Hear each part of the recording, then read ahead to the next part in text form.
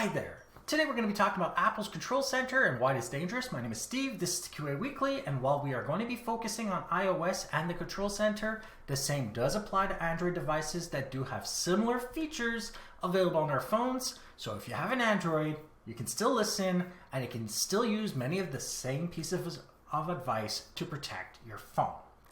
Let's start off with something. Every mobile device does in fact have a whole list of vulnerabilities that can be exploited by someone who gains physical access to your phone. The majority of bug fixes are for remote vulnerabilities, and while they do actually push out bug fixes for physical local vulnerabilities, that's not normally as much. So there are a bunch of things that you're going to have to learn to mitigate yourself. We're going to start off with the Control Center and whatever it is in Android. The Control Center has a few features that are problematic, starting off with the ability to put the phone into airplane mode. Remember, you have Find My iPhone, iPad, iMac, whatever you want to call it, it's Find My. For Apple, you have the same kind of thing for your Android devices, and it relies on the phone being traceable. If the phone is put into airplane mode, it's no longer traceable at this point, and therefore they're able to bring the phone wherever they need to bring it. So you're definitely going to have a problem if they can put your phone into airplane mode. The second issue is that various features like the camera calculator, for some reason, have allowed people to gain access to phones without the password or the PIN or Face ID.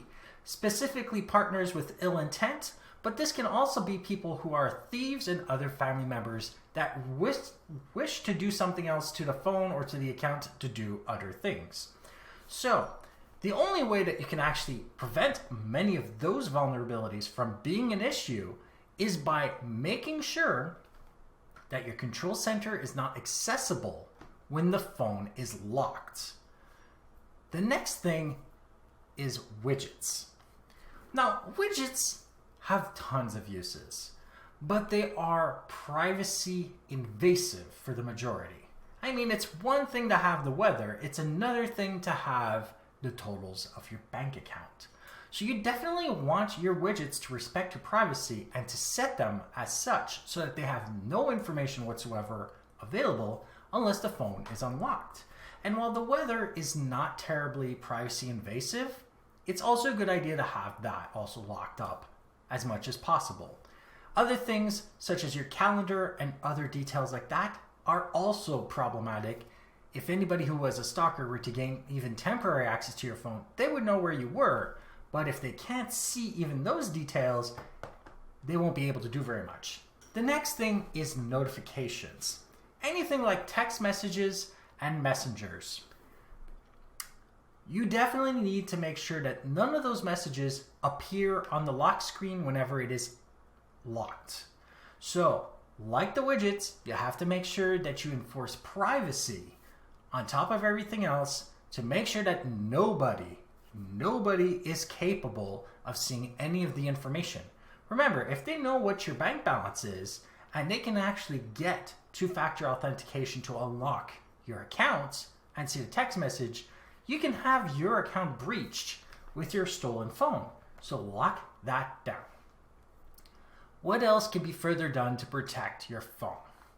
So you actually have to make sure that Find My device is enabled, or whatever they call it for Android. Doing so makes it impossible for somebody to steal your phone and sell it to somebody else, as they won't be able to actually remove your account from the phone. Doing so means that you're locking down your phone completely. In short, if you do not allow any of your private information to exist on your lock screen without first unlocking it, you do not allow for the Control Center to function without it being unlocked, have none of the notifications show any previews unless the phone is unlocked first, you should actually mitigate just about every single risk that does appear to be a problem on your iPhone and iPad to this day. So what you should do right now is disable the control center from appearing on the lock screen. And you can just type in settings control center for that. For all other notifications, you can head up to privacy and notifications. Again, you can just use the search term. But just remember, the things you need to lock down are notifications, control center, as well as widgets. And I hope this keeps you safe. So like this episode if you like it, dislike it if you didn't, share with those you think can benefit from this, and don't forget to subscribe. And if you have any questions, comments, suggestions for topics, email me at ask@tqaweekly.com or go to my website, tqaweekly.com, where you can see the show notes on this episode, past others, find other ways of subscribing, and of course, use the contact form and email me directly. If you want to see me play video games, I stream every Friday, Saturday, and Sunday from 7 to 9 p.m. Eastern, and I am currently playing Assassin's Creed Valhalla. Like to see you there. Thank you for watching, and goodbye.